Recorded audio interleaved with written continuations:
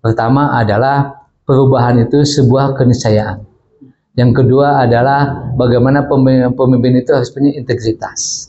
Yang ketiga adalah membangun Garut itu bukan sesuatu yang susah. Ketika semuanya satu visi, satu misi. Yang terakhir adalah bagaimana jadi tauladan yang baik bagi siapa? Bagi yang di bawahnya.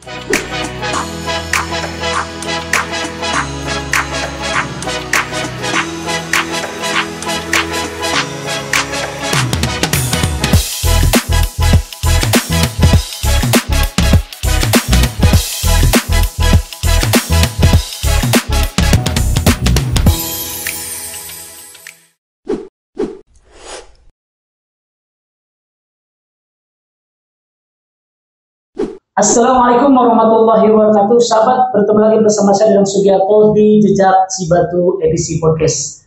Di podcast kali ini kita kedatangan narasumber kita. Beliau ini adalah sangat kompeten dengan ekonomi ya. Di depan saya ini sudah ada yaitu Pak Dr. Indra Firmansyah, SE, AKT MM, CA, CRM, ASEAN CPA. Beliau ini seorang aktivis ekonomi, akademisi, kemudian juga beliau mengajar di Universitas Ulfi ya. Kita sapa di depan saya. Assalamualaikum Pak. Waalaikumsalam warahmatullahi wabarakatuh. Gimana kabarnya Pak? Alhamdulillah sehat. Alhamdulillah sehat ya Pak. Ya. Mudah-mudahan senantiasa kita diberikan kesehatan, amin. Rohani, jasmani, dan juga kehidupan. Amin. Amin. Sebelumnya Pak, seperti biasa perkenalkan diri dulu. Baik. Walaupun sudah identitasnya sudah dari saya, tapi alangkah lebih baik identitas langsung sama Pak. Baik, terima kasih Pak. Jadi hari ini saya coba untuk mengintroduksi ya atau memperkenalkan nama Indra Firmansyah ya, sesuai dengan tadi Bapak sudah perkenalkan juga. Saya Asgar ya, jadi Asgar Garut ya. Biasa. Jadi SMP, SMA dulu SMP 1, SMA 1 ya. Kuliah S1 S2 di Unpad, S3 di Unpas. Ya, jadi aktivitas sekarang itu selain dosen, saya juga narasumber di pelatihan-pelatihan dan seminar-seminar. Alhamdulillah, ya. Dan insya Allah lah sudah bikin beberapa buku ya, tulisan tentang ekonomi politik, tentang ketahanan dan seterusnya, dan bahan ajar seperti itu. Alhamdulillah, ya. Jadi kebetulan juga saya di Garut punya kantor jasa akuntan dan consulting. Di dalam mana itu? Di Hampor. Oh iya. Ya. Jadi aktivitas sekarang itu ya selain mengajar juga memberikan semacam seminar pelatihan seperti itu. Itu aktivitas yang sampai sekarang masih digeluti. Masih digeluti ya. Oke. Istri orang mana Pak? Istri kebetulan orang Jawa. Oh iya. Orang Kediri ya. Orang Kediri ya. Anak Pak? Anak alhamdulillah 5. Alhamdulillah semuanya sudah. Yang sudah lulus mungkin 1 sekarang udah kerja di Marriott ya, kebetulan di NHI waktu itu. Oh iya. Yang kedua di UPI bahasa Arab, yang ketiga masih mau SMA, yang 2 itu pesantren ya. Di Al-Jamani dan di Darussalam yang di Malangbong. Oh iya, di sini di Kurnia mungkin. Di Malangbong. Kesamana. Gitu. Kesamana. Oke. Terkait dengan Bapak sebagai aktivis keekonomian. Yeah. Untuk materi kali ini kita akan membahas tentang masalah ketahanan pangan dan ekonomi kerakyatan. Betul. Ini menurut Bapak seperti apa ini untuk ketahanan pangan dan ekonomi kerakyatan, khususnya untuk di Garut? Oke. Saya pernah menelaah, mengkaji ya di Garut itu, kalau ketika kita bicara yang hal sederhana aja tentang ketahanan pangan. Pusat juga sebenarnya salah memahami tentang ketahanan pangan. Yang sudah terjadi, contohnya kemarin itu yang food estate, ya itu salah kaprah pada akhirnya ya. Kenapa salah kaprah Pak? Sebetulnya kan ketahanan pangan itu bukan memproduksi satu komoditas saja, malahan kemarin terjadi nanam jagung jadi padi singkong kan gitu, itu kan aneh gitu kan. Ya, bukan seperti itu, tapi ketahanan pangan itu sebetulnya bagaimana pemerintah dalam hal ini, apalagi bicara daerah, itu bisa memfasilitasi dan menjaga pangan itu bisa terdistribusi dengan baik ke masyarakat. Pangan itu. Nah, kalau kita bicara nanti dari mana asal kita memulai ketahanan pangan? Ya dari petani. Petani. Nah, kita ada konsep pemerintah sekarang dengan agromaritim. Agromaritim. Di mana agromaritim itu mencakup beberapa komoditas, mulai dari pertanian, peternakan, perikanan, perkebunan, sesuatu yang bisa menciptakan nilai value added, nilai tambah sebetulnya. Nah, konsep ketahanan pangan itu nanti akan kita berbasis ke ekonomi kerakyatan sebetulnya. Berarti ada hubungannya, korelasinya sangat berhubungan. Sangat erat sekali. Sangat berhubungan. Nah, yang paling luar biasa kalau kita coba telah, ketika misalkan sekarang kan di aktivitas ekonomi itu harus ada transaksi. Betul. Nah, kenapa sekarang misalkan kita melihat pengangguran begitu tinggi, kemiskinan kita sudah masif ya, langsung melejit gitu kan. Secara prinsip adalah kenapa tidak ada pendapatan, ya, dan tidak ada pendapatan itu menyebabkan kemiskinan dan pengangguran. Sebetulnya kalau kita gali potensi, apalagi di desa itu luar biasa gitu. Di situ kan ada beras ya, betul. Ada ikan, ada laba-laban, apapun ada di desa. Di desa betul. Yang paling penting bagaimana mengelola itu supaya nanti jadi nilai tambah dan pokok komoditas yang bisa dijual. Berarti Bapak berpikir ini akar rumputnya ada di desa? Betul, di desa. Ketika ada COVID kemarin, yang kelaparan itu bukan di kota, bukan di desa tapi di kota.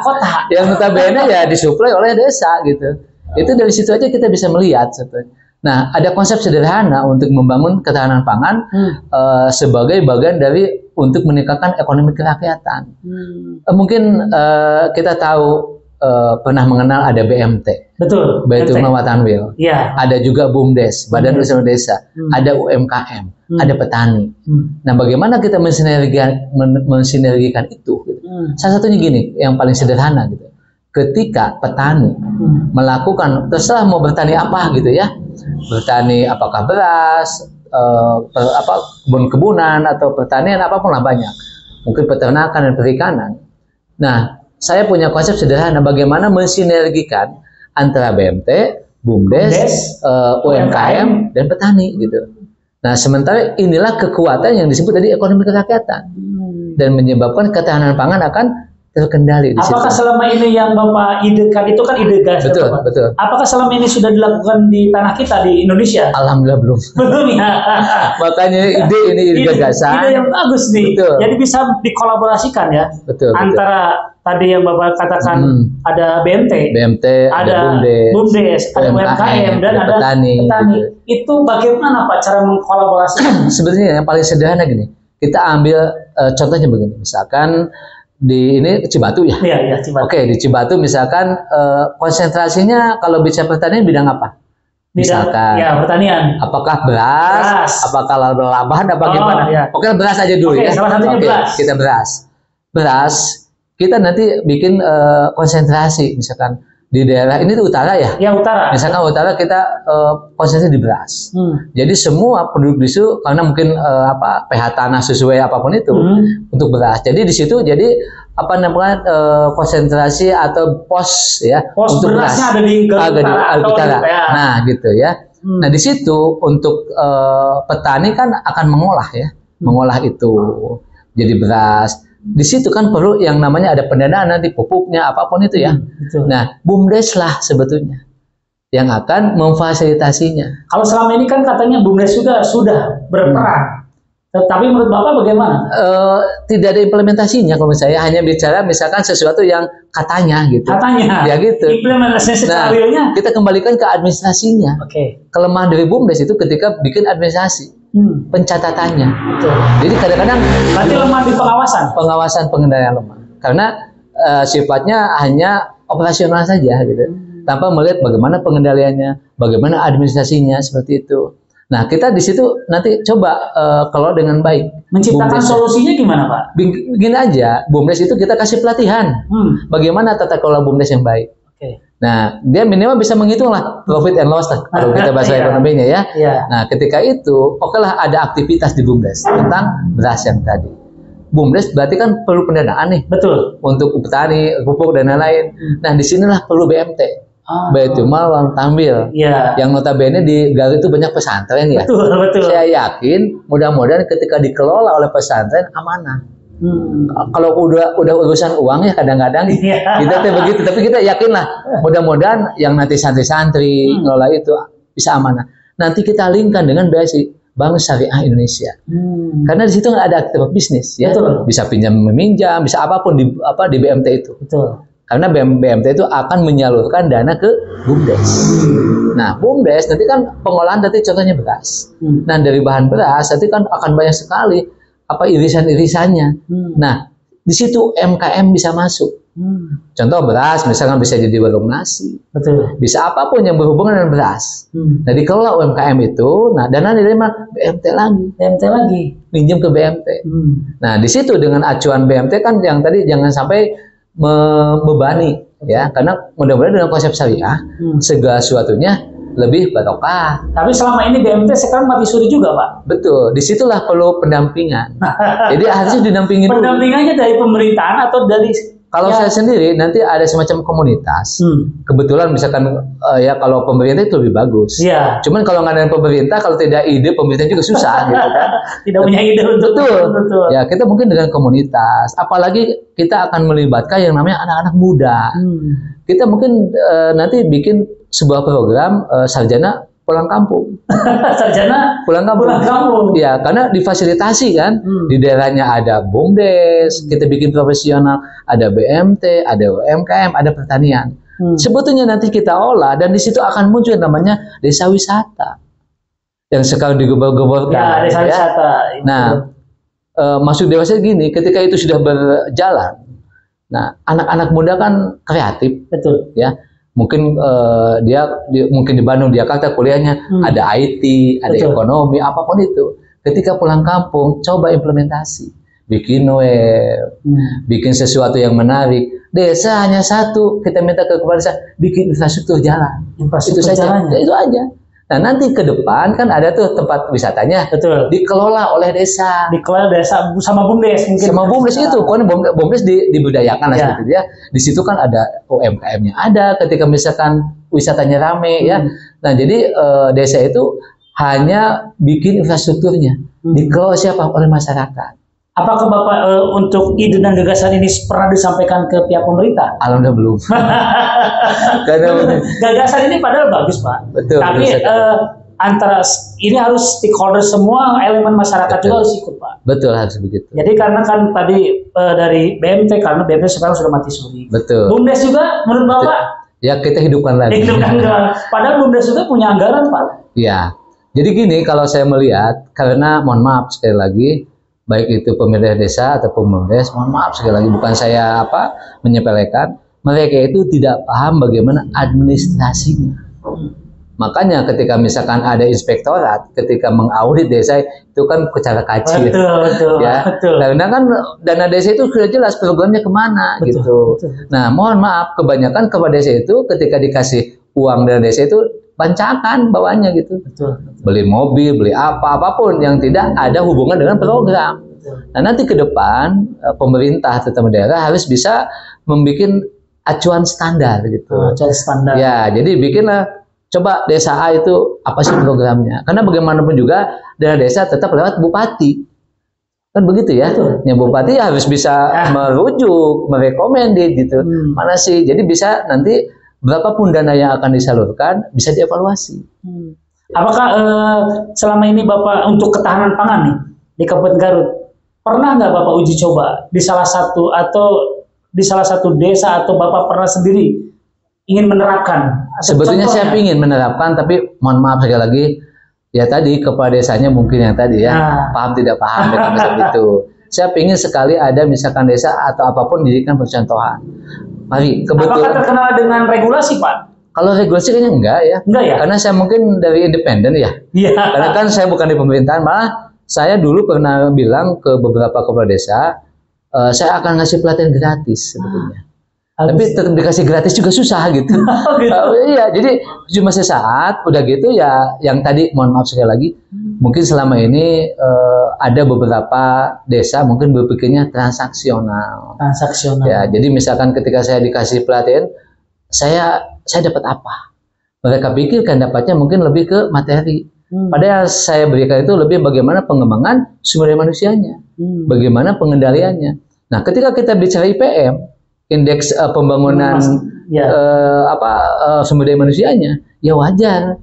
Karena yang tadi setiap aparatur, setiap kesejahteraan yang dibangun tidak mengacu kepada menaikkan IPM yang tadi. Menurut Bapak IPM di Garut bagaimana, Pak? Ya katanya sih ranking kedua dari bawah. Berarti itu perlu edukasi Sangat perlu. Jadi artinya di sini pemerintah dari ke depan jadi harus apa yang namanya selalu sosialisasi, tapi dalam bentuk implementasinya bagaimana? Apalagi Pak kalau saya dengar anggaran Garut itu tetap segitu, Pak. Menurut Bapak nih bagaimana nih? Ya kalau saya sih kalau tidak hanya berpikir apa adanya ya pasti akan gitu selamanya.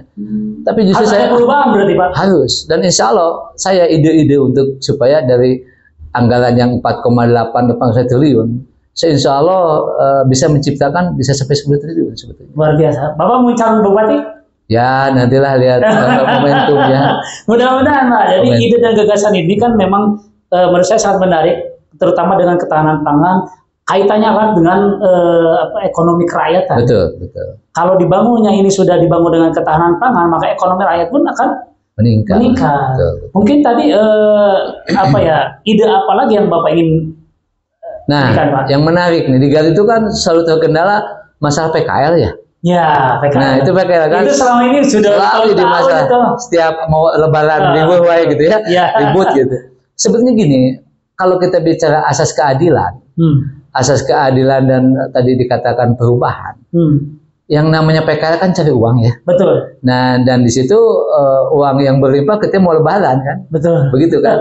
Tapi kan sesaat aja, momentumnya yang pas mau lebaran. Ya sisanya di satu sisi mohon maaf, jadi kelihatan kumuh Garut itu kalau saya lihat seperti itu. Betul. Kenapa kita tidak menciptakan PKL itu dibikin wisata PKL gitu. Wisata PKL luar. Iya. Tapi kan kemarin itu sudah ada Pak, yang di dekat itu bikin untuk PKL yang depan plaza itu. Cuman tidak terorganize. Jadi kalau saya misalkan gini contoh sederhana, PKI itu tidak lepas yang namanya alun-alun, Ahmad Yani dan Ciledug. Betul. Nggak bisa dipisahkan dari situ. Nah nanti dibikin kebijakan aturan seperti ini. Untuk jam 7 pagi sampai jam 3 itu aktivitas komersil, ya aktivitas pemerintahan apapun. Jadi bersih di situ nggak ada gerobak-gerobak gitu. Tapi ketika jam 3 sore itu silakan mereka bawa gerobak sampai jam 12 malam. Berarti di situ ada semacam bisa jalan-jalan dan artinya di situ nggak ada masuk yang kendaraan. Makanya nanti di luar itu bikin dia tuh yang dulu dijadikan PKL nggak jadi itu. Ya, di mana tuh di Guntur ya? Di Guntur. Di Guntur ya. Kenapa itu tidak dijadikan parkiran gitu? Betul. Secara profesional. Jadi yang parkir semua di situ. Jadi kita bikin tempat-tempat jenap untuk parkir. Jadi nanti yang masuk ke wisata PKL itu semua jalan kaki. Di situ sembari menikmati kulinernya, pakaian kreatif. Jadi situ silakan. Tapi hanya jam 3 sampai jam 12. Apakah memang itu harus dikolaborasikan juga dengan pengambil kebijakan juga, Pak? Harusnya. Nah makanya di situ apakah kan di sana waktu ya saya lihat juga kan sekarang banyak gerobak-gerobak. Ya. Itu pun ditunjang sama pengambil kebijakan dari pemerintah Kabupaten Garut. Betul. Nah kalau menurut Bapak itu harus dihilangkan atau bagaimana? Ya otomatis kalau kita berubah dihilangkan dulu semuanya. Jadi bikin bersih dulu. Terus kita sosialisasi sama PKL, kita tidak akan mengganggu mereka asal ikut aturan mainnya. Ya dikasihlah nanti misalkan yang portable gitu ya, si gerobaknya yang bisa dibawa, jadi nggak usah gede-gede, kita sesuaikan aja misalkan yang portable yang kecil bisa jadi dibawa pulang langsung gitu ya. Dan di situ jangan dipajakin dulu, bebasin dulu karena mereka supaya tumbuh dulu. Nah ketika secara ekonomi mereka sudah lihat tumbuh, mungkin masuk ke perda pendapatan daerah seperti itu boleh. Cuma di situ harus disesuaikan pajaknya, nggak bisa disamakan dengan yang toko-toko. Bagaimanapun dia UMKM di situ. Ini untuk saya kembali lagi ke ketahanan pangan, Pak. Untuk di Kabupaten Garut, apa yang mau Bapak ciptakan, idekan khususnya untuk di Kabupaten Garut untuk ketahanan pangan dan ekonomi kerakyatan? Baik, kita bisa membayangkan ya, ketika desa-desa itu kita bangun sebagai untuk memicu ekonomi. Yang tadi berarti dari desa ya? Di desa. Awalnya dari desa? Harus di desa. Karena itulah pemicunya dari situ. Ya, bayangkan saja. Tadi contoh Cibatu. Cibatu misalkan kita fokuskan di beras. Di selatan fokuskan di perkebunan dan perikanan. Di timur kita buah-buahan atau sayuran seperti itu. Di tengah silahkan aja komoditas yang memungkinkan. di situ di kecamatan pasti ada yang namanya lumbung-lumbung padi, lumbung-lumbung pangan. Semua kecamatan ada, tapi ya tadi zona utara, selatan, timur. Nah, gitu. Nah, di situ nanti di kecamatan sebagai koordinasi lumbungnya. Diciptakan kita pasar komunitas di situ. Komunitas ya, misalkan petani apapun ada di tiap kecamatan pasar komunitas. Nah, ketika di situ ada sesuatu yang misalkan kurang, selatan ini pingin peternakan misalkan ayam, daging ayam, telur, daging sapi, tinggal kontak utara atau sebaliknya harga diatur kan nanti ada asosiasi. Tapi yang lebih canggih sebetulnya saling mensubsidi lain-lain. Tetapi itu Pak tidak terlepas dari regulasi dari pemerintah kabupaten. Betul, dan disitulah bupati harus punya kebijakan. Kalau saya sendiri, kalau misalkan Allah takdirkan jadi bupati, ya, saya akan lakukan itu. Jadi nanti kita ambil percontohan lebih dahsyatnya begini kalau kita bicara nilai ekonomisnya. Nanti mungkin kita bangun yang namanya Badan Usaha Milik Daerah tentang ketahanan pangan. Kita udah tahu sektor utara lumbungnya apa, ini apa, selatan apa, nah, gitu ya. Nanti kita distribusikan ke masyarakat lewat digital system online. Itu yang ngelola Badan Usaha Milik Daerah ke komplek-komplek, ke masyarakat. Bahkan mungkin BUMDes nanti bisa menyalurkan ke RT RW. Betul. Jadi di situ aman masyarakat dari segi perut. Yang paling penting kan sandang pangan papan ya. Betul. Ketika kita bisa mensejahterakan 3 hal itu, insya Allah masyarakat tidak akan komplain.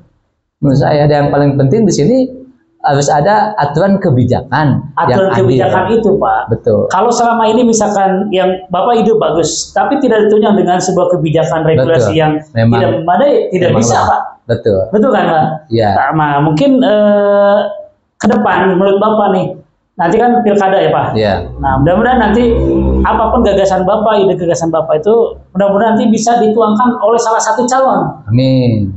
Apalagi Bapak mau mencalonkan. Amin. Dari independen. Iya, insya Allah kalau tidak ada halangan. Kan gini, kenapa dari independen? Karena saya yakin pernah ada sejarah di Garut independen menang. Betul. Kenapa tidak? Kita ulang lagi. Dengan konsep-konsep yang jelas, dengan konsep-konsep yang membumi, tidak ngawang-ngawang, dan itu bisa dipertanggungjawabkan, dan itu bisa diperdebatkan, kita diskusikan. Kalaulah nanti ada yang tertarik dengan konsep saya membangun Garut lebih hebat lagi ke depan, ya silakan, mari kita diskusi bareng-bareng, karena kan inspirasi itu kan bisa dari banyak orang. Betul. Nah, cuman kita nanti bagaimana mengakumulasinya gitu dalam bentuk sesuatu yang real, menarik dan masuk akal.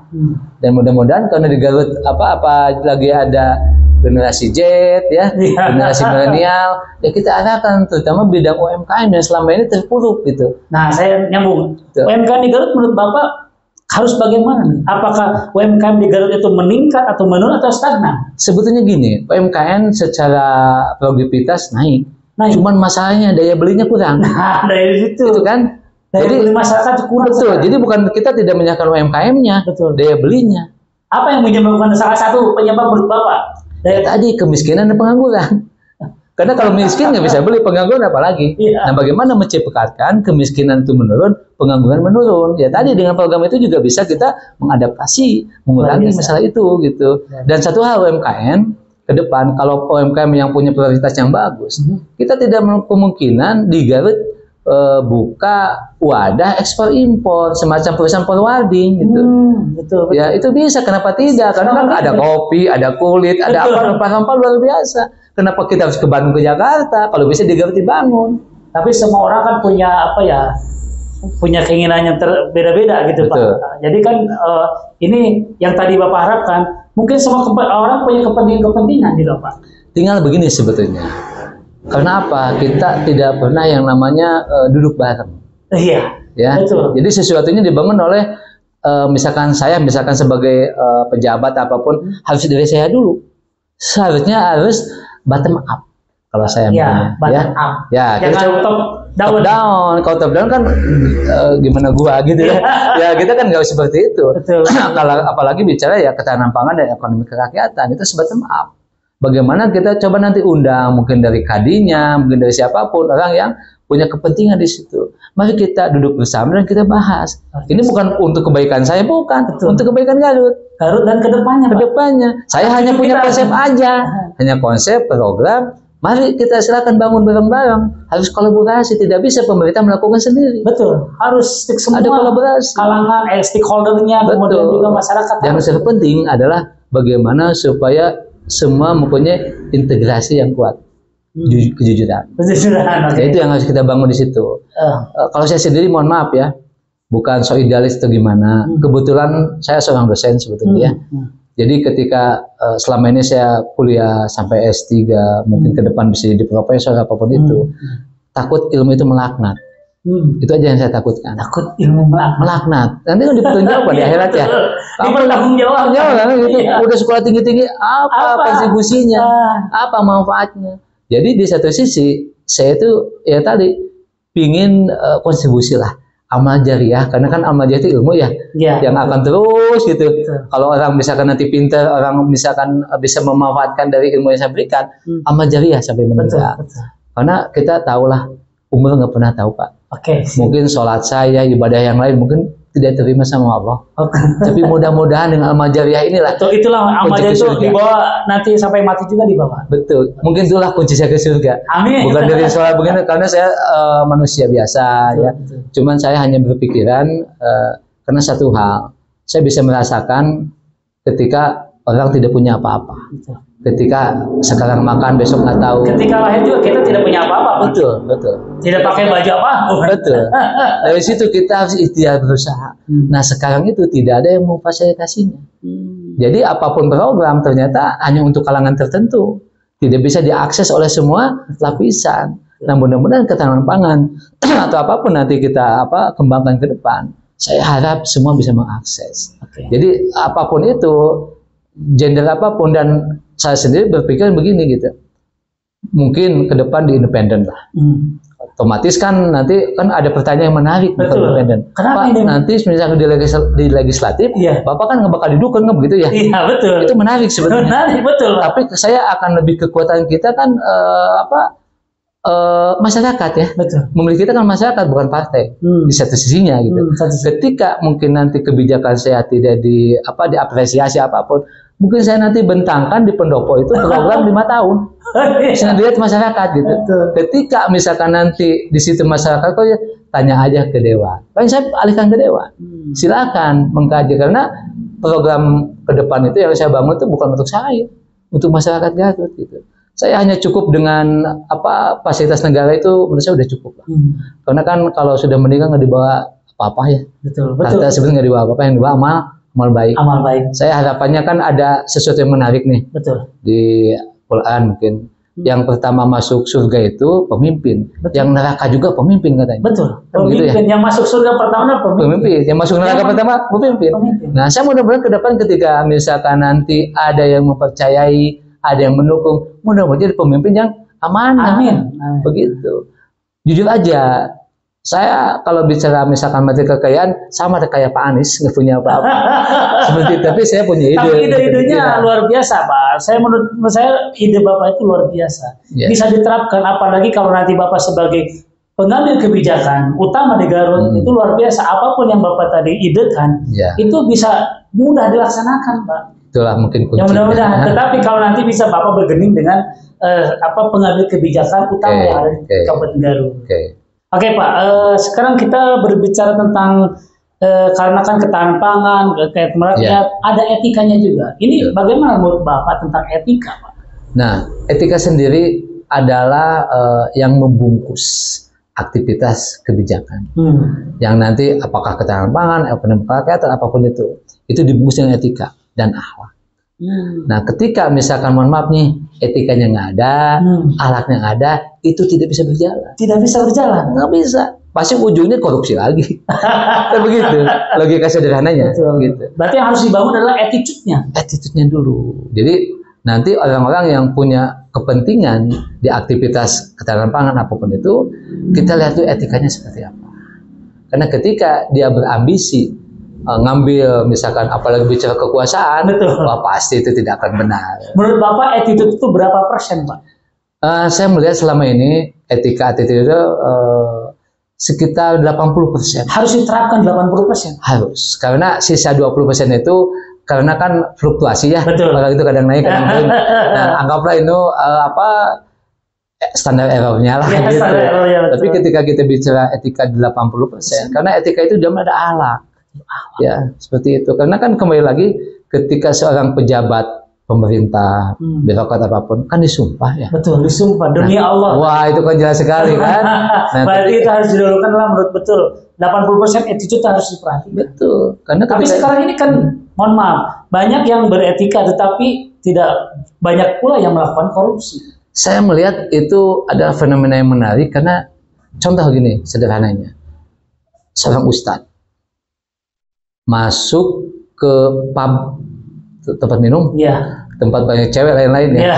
Kira-kira pandangan orang ke saya itu bagaimana? Satu.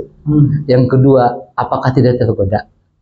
Jadi kalau saya lihat orang melakukan hal yang di luar etika itu tidak tahan godaan sebenarnya. Satu itu. Yang kedua, dia memaksakan diri masuk pada lingkungan yang dia tidak paham juga. Jadi istilahnya spekulasi lah gitu. Betul, spekulasi. Jadi ketika misalkan nanti digodoknya juga ya kembali lagi. Mohon maaf, hari gini itu orang tidak ada yang tidak suka uang. Betul. Ketika kita di jalan ketemu 1.000 aja kan waktu ya. Begitu sederhananya. Iya. Punya nilai gitu. Nah, sementara apalagi dikasih wewenang dan kekuasaan. Itu akan kelihatan sekali. Apalagi kekuasaan, kemudian keuangan, wah luar biasa. Nah, cara mengontrolnya begini sebetulnya sederhananya.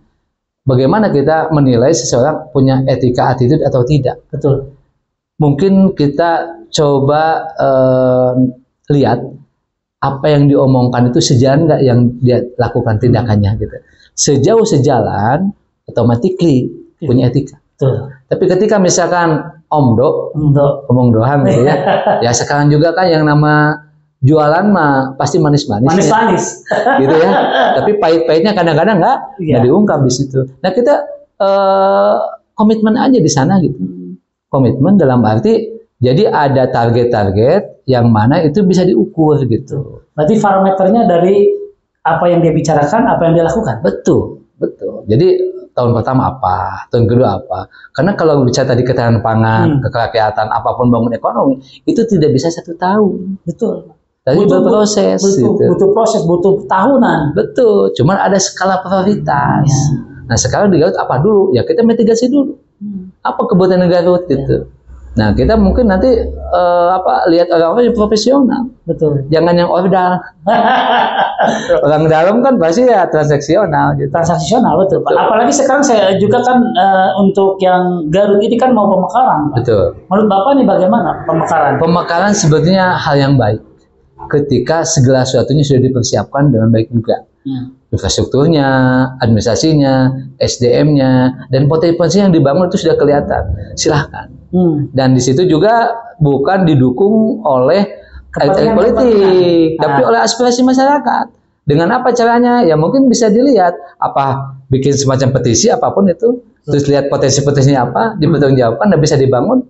Itu nggak ada masalah. Yang jadi masalah itu dari elit politik dan dia juga nggak ngejas apa yang mau dibangun ya akhirnya dibeban gitu. Betul. Jadi intinya kalau pemekaran itu sesuatu yang bagus.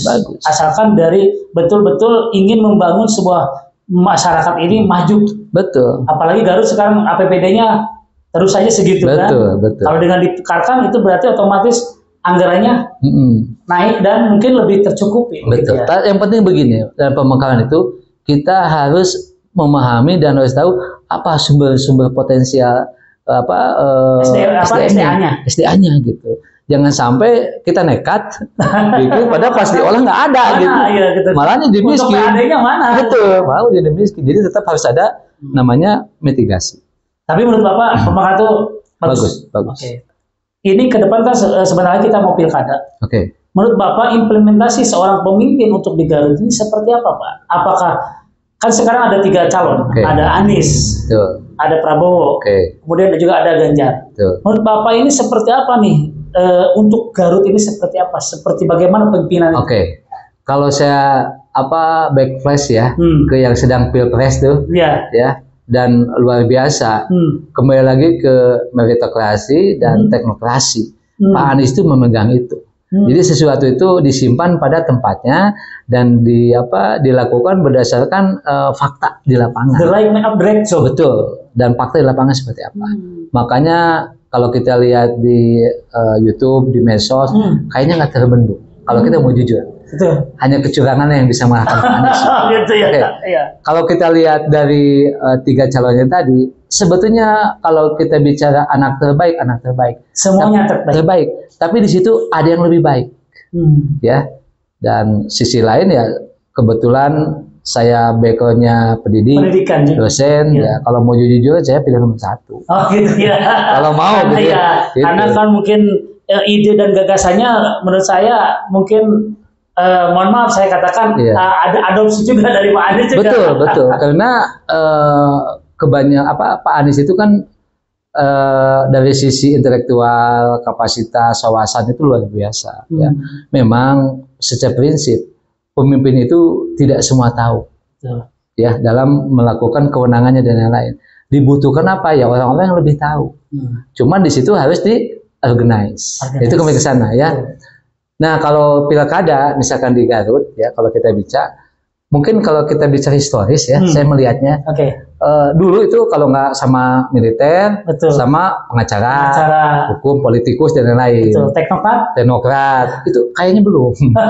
Meritokrasi kayaknya belum. Belum. Ya. Nah, kalau kita bicara challenging. Karena ini kan virus perubahan itu nanti akan kemana-mana gitu, sampai ke daerah. Kenapa tidak background teknokrat, meritokrasi atau bahkan mungkin background dosen itu dikasih kesempatan untuk bisa memimpin Garut sebetulnya. Karena di satu sisi mohon maaf secara konseptual ya tahu sendirilah ya. Karena kan udah belajar. Tinggal bagaimana implementasi. Tapi ada mungkin pertanyaan, kan tidak ada pengalaman misalkannya di birokrasi dan lain. Kan karena begitu. Kan independen dia tidak punya pengalaman. Betul. Cuman kan jawabannya simpel gitu. Artinya yang namanya birokrasi apapun itu bisa dipelajari. Yang susah itu bagaimana prinsip itu dipertahankan. Itu yang susah. Banyak sekarang birokrasi mohon maaf ya, incumbent mungkin atau misalkan itu dia hanya taunya ya tupoksinya gitu, sebatas itu. Kalau kita bicara korupsi banyak yang terjebak pada akhirnya, karena yang taunya dulu juga begitu, tidak ada sesuatu yang gitu. Nah gitu, jadi culture yang dibangun dan lebih kebanyakan ketika kita bicara budget aja anggaran itu mereka yang taunya mau habiskan anggaran saja. Padahal di situ kan ada anggaran berbasis kinerja. Ketika misalkan kita mengukur seperti apa, jadi itu ada turunannya gitu, ada batas-batas. Nah itu yang paling penting. Nah mudah-mudahan ketika kalau kita bicara pengendalian, bicara pengamanan, bicara bagaimana supaya terkendali. Ya insya Allah lah. Background saya dulu sebelum di dosen kan auditor. Sekarang dosen. Insya Allah untuk memenuhi Garut dengan background saya pernah ngaudit, insya Allah sudah bisa tahu atasi lah. Ya. Sudah tahu atasinya, oh ini seperti ini karena Bapak seorang auditor. Betul. Jadi kan tahu nih bagaimana dan segala macamnya kan. Ya mudah-mudahan nanti ke depan Bapak mencalonkan sebagai bupati dari independen. Iya, insya Allah kalau Allah mengizinkan. Statement closing dari Bapak tentang esensi hari ini, Pak. Baik, jadi ada poin-poin penting esensi hari ini. Pertama adalah perubahan itu sebuah keniscayaan. Yang kedua adalah bagaimana pemimpin itu harus punya integritas. Yang ketiga adalah membangun Garut itu bukan sesuatu yang susah. Ketika semuanya satu visi, satu misi. Yang terakhir adalah bagaimana jadi tauladan yang baik bagi siapa? Bagi yang di bawahnya. Itu aja. Itu aja, Pak. Oke. Terima kasih, sahabat. Statement closing dari Pak Dokter. Saya petik lagi, ketahanan pangan, kemudian juga keekonomian kerakyatan, itu akar rumputnya ada di bawah, itu di desa. Tadi beliau sudah sampaikan, mudah-mudahan apa yang beliau sampaikan terrealisasi di masa yang akan datang. Dan saya Dadang Sugiyarto bertugas, dan di depan saya ini narasumber Pak Dr. Indra sudah hadir. Terima kasih sudah hadir di sini kami. Mudah-mudahan nanti kita bisa bertemu kembali. Dan saya tutup. Wassalamualaikum warahmatullahi wabarakatuh. Waalaikumsalam warahmatullahi wabarakatuh. Terima kasih, Pak.